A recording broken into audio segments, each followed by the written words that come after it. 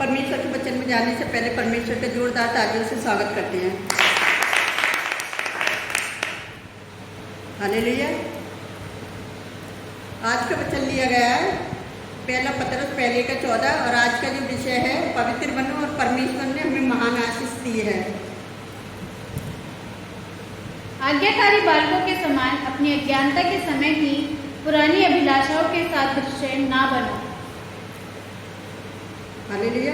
अगर हम 13 में पढ़ेंगे तो उसमें इस प्रकार से लिखा हुआ है कि इस कारण अपनी बुद्धि की कमर बांध कर और चेतित रहकर उस अनुग्रह को पूरी आशा रखो जो यीशु मसीह के प्रकट होने के समय तुम्हें मिलने वाला है। हालेलुया। परमेश्वर का धन्यवाद करते हैं जो परमेश्वर की ने जो हमें आशीष दी है। वो जो हमारा बुलाने वाला है वह सच्चा है और वह पवित्र है। वही अपने लोगों के लिए वो किसी भी मुसीबत में पड़ने ना देगा, क्योंकि वो अपने हर एक लोगों से कहता है कि तुम पवित्र बनो जैसे मैं पवित्र हूँ। जिस तरह से 17 में लिख रहा है, और जब भी तुम हे पिता कहकर उससे प्रार्थना करते हो जो बिना पछतावे के हर एक के काम के अनुसार न्याय करता है, तो अपनी परदेशी होने का समय भय से बिताओ। 18 में देखेंगे क्योंकि तुम जानते हो कि तुम्हारा निकम्मा चाल चलना जो बाप दादों से चला आता है उसी से तुम्हारा छुटकारा चांदी सोने अर्थात नाशवान वस्तुओं के द्वारा नहीं हुआ है। अगर हम 20 में पढ़ेंगे तो उसमें लिखा है कि उसका ज्ञान तो जगत के उत्पत्ति के पहले से ही जाना गया था, पर अब इस अंतिम युग में तुम्हारे लिए प्रकट हुआ है। हालेलुया।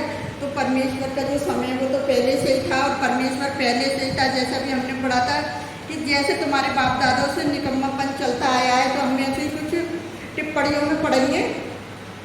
रोमियो 12:2 में लिख रहा है कि संसार के दृश्य ना बनो, परंतु तुम्हारे मन के नए हो जाने से तुम्हारी चाल चलना भी भली में पता है क्या, तुम्हारा चाल चलन भी बदलता जाए। जब तुम परमेश्वर में बढ़ते हो तो तुम्हारा चाल चलन भी बढ़ता जाए और परमेश्वर की भली भांति और शुद्ध इच्छा का अनुभव से मालूम करते रहो। और अब इस प्रकार से जैसे अभी हमने पढ़ा था कि तुम संसार के जैसे ना बनो, और उसके संसार के जैसे ना बनो, जैसे इस पद में संसार शब्द का अर्थ है शैतान का राज्य। संसार में शैतान की शक्ति बहुत बड़ी है और अविश्वासी लोगों के जीवन पर वो पता है क्या करती है, अधिकार करती है। और इस संसार में उससे भी बड़ा कौन है? हमारा परमेश्वर जो है, जो उस पर विश्वास करते हैं। वो पता है क्या है, जो लोग उन पर विश्वास करते हैं तो शैतान से क्या है, उन लोगों को छुटकारा मिलता है विश्वास की प्रार्थना के द्वारा। जब वो परमेश्वर से प्रार्थना करते हैं, उनकी जैसे आज बहुत सारे लोग अंधविश्वास में पड़े हुए हैं और अंधविश्वास से बचाने के लिए परमेश्वर ने यीशु मसीह को भेजा। और जैसे अभी हम दूसरे वचन में पढ़ेंगे इफिसियों 2:1 और 3 में, देखो उसने तुम्हें भी जिलाया जो अपने अपराधों और पाप के कारण मरे हुए थे। और देखेंगे 3 में, इनमें हम भी सबके सब पहले अपने शरीर की लालसा और में दिन बिताते थे और शरीर और मन की इच्छाएं पूरी करते थे और अन्य लोगों के समान उनकी क्या की इच्छाओं को पूरी करते थे और जिस स्वभाव से ही क्रोध की संतान है। जैसे कोशियों अगर हम 4:17 और 18 में पढ़ेंगे तो उसमें लिखा है कि इसलिए यह कहता हूँ कि प्रभु में जैसे अन्य जाति लोग अपने मन की अनर्थ रीतियों पर चलते हो, तुम भी अब से फिर ऐसे ना चलो, क्योंकि उनकी बुद्धि अंधेरी हो गई है। हालेलुया।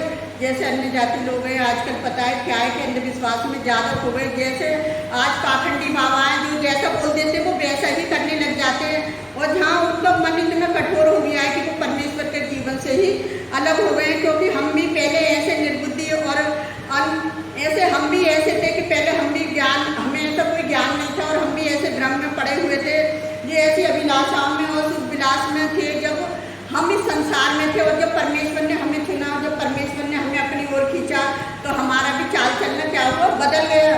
तो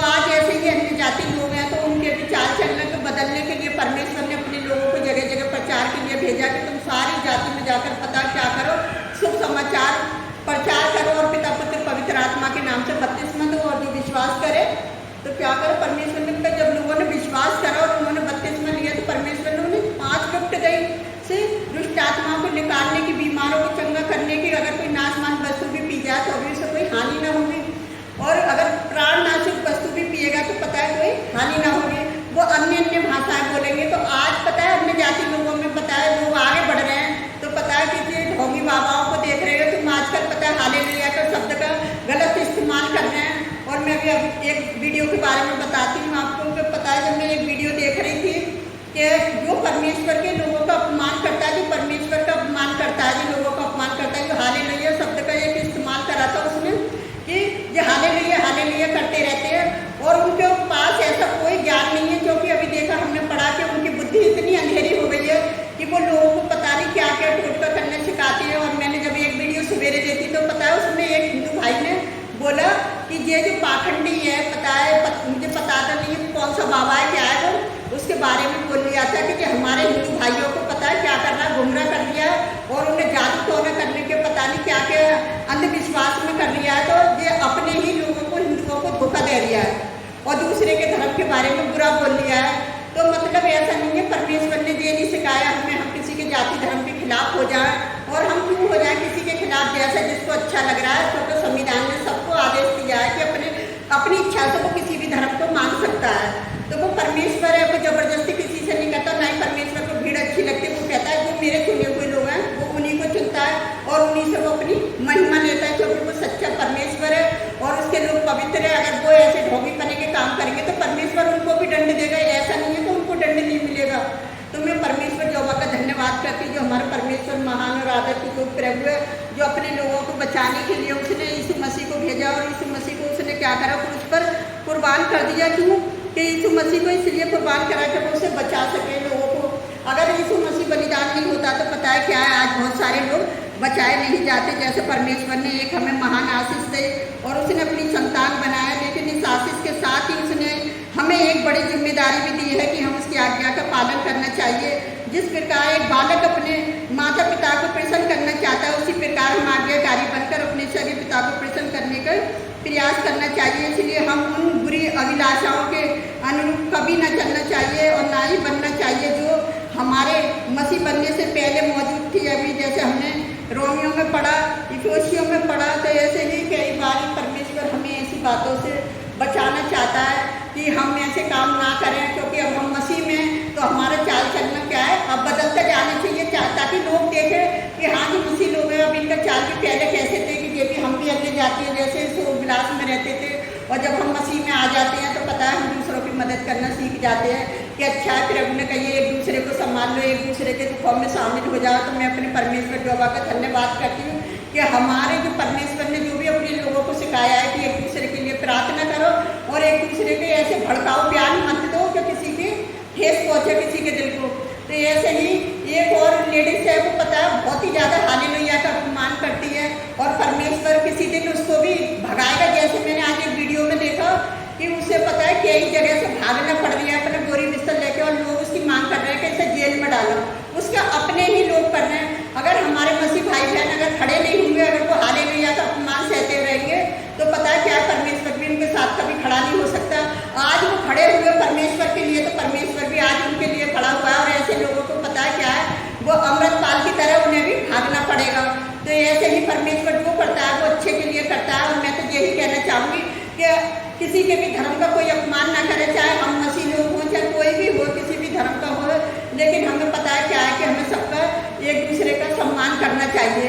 तो मैं अपने परमेश्वर का धन्यवाद करती हूँ, जो प्रेम परमेश्वर ने हमें सिखाया, हमें भी दूसरों को, क्योंकि परमेश्वर प्रेमी है और उसने हमें प्रेम सिखाया। वो चाहता है कि हम प्रेम में बने रहें। उसके जो परमेश्वर के प्रेम में बना रहता है ना, वही परमेश्वर उसमें बना रहता है। क्योंकि वो पवित्र आत्मा का मंदिर क्या है, पता है कि वो हमारी आत्मा में रहने वाला परमेश्वर है। और पवित्र आत्मा मनुष्य के आत्मा में रहती है, कोई हाथ की बनी हुई मिट्टी में नहीं रहती। लोग आज मिट्टी की पूजा करके सोच रहे हैं कि हम बहुत बड़ा महान काम कर रहे हैं और आज उनके अपने लोग विरोध में खड़े हो गए हैं कि ऐसा नहीं चलेगा संसार के अंदर। जब परमेश्वर हमारे अंदर है तो हम ऐसा नहीं होने देंगे और सचमुच आने वाले टाइम पर ऐसा ही हो जाए। तो मैं परमेश्वर का धन्यवाद करती हूँ। आइए हम सब मिलकर प्रार्थना करते हैं। आप भी हमारे साथ मिलकर प्रार्थना करें। हालेलुया, धन्यवाद करते हैं मेरे राजाओं के राजा, प्रभुओं के प्रभु, आपकी स्तुति, आपकी प्रशंसा हो, आपके नाम को महिमा और आदर मिले खुदावन। मैं आपसे विनती करती प्यारे पिता परमेश्वर, जैसे अपने लोगों को आपने सेवकाई सौंपी है पिता, वो आप में पवित्र बने रहें प्यारे पिता परमेश्वर, और आपकी आशीषों को पाते रहें और दूसरों को आशीष देते रहे मेरे खुदावन, कि आपके नाम को महिमा और आदर मिले मेरे खुदावन। मैं आपसे विनती करती हूँ, आज यानी कितने लोग आपसे प्रार्थना कर रहे हैं प्यारे पिता परमेश्वर, आपके भवनों में जाकर प्रार्थना कर रहे हैं, तो जाकर आपकी संगति में प्रार्थना कर रहे हैं एक दूसरे के लिए। आप उनकी प्रार्थनाओं को सुनना और कबूल करना, आपके दास दासियों के लिए, सबके लिए प्रार्थना कर रही हैं पिताजी।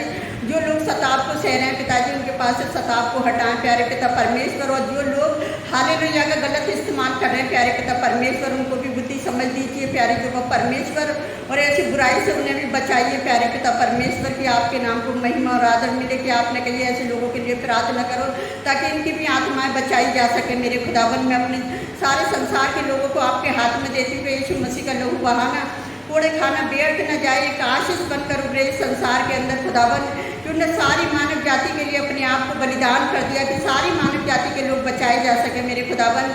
और जितने लोग हमें लाइक कमेंट सब्सक्राइबर करते हैं प्यारे पिता परमेश्वर, के घर पर आपकी आशीष, आपकी बरकत हो, उन्हें किसी बात की घटी ना हो प्यारे पिता परमेश्वर, जो हर रोज हमसे जुड़े हुए हैं प्यारे पिता परमेश्वर, जो आपके नाम को हालेलुया आमीन बोलते हैं पिता, और उनके घरों की हर परेशानी दूर हो यीशु नासरी के नाम से पिता। जो भी अपनी कमेंट्सों को लिखते हैं पिता, उनकी सारी परेशानियां दूर हो यीशु नासरी के नाम से पिता। और जिनके जीवन में आपने गवाहियां करी हैं प्यारे पिता परमेश्वर, चमत्कार किए खुदावन, वो अपनी गवाहियों को लिख भेजे पिता, कि बहुत से लोगों के जीवन बदल जाए उनकी गवाहियों के द्वारा खुदावन। जो भी बच्चे आपसे बैठकर प्रार्थना में मांगते हैं, आप इनकी प्रार्थनाओं को सुनना और कबूल करना, कि हमारी प्रार्थना करना व्यर्थ न जाए, एक आशीष बनकर उभरे मेरे खुदावन। जितने लोगों ने हमारे साथ मिलकर प्रार्थना करी, आपने सबकी प्रार्थना का हमें जवाब दिया, उस बड़ी दया अनुग्रह के लिए धन्यवाद करते हैं मेरे सेनाओं की जवाब परमेश्वर। हम जो भी मांगते हैं इसको पवित्र और सामर्थी नाम पर आमीन। प्रभु आप सबको बताइए से आशीष दे।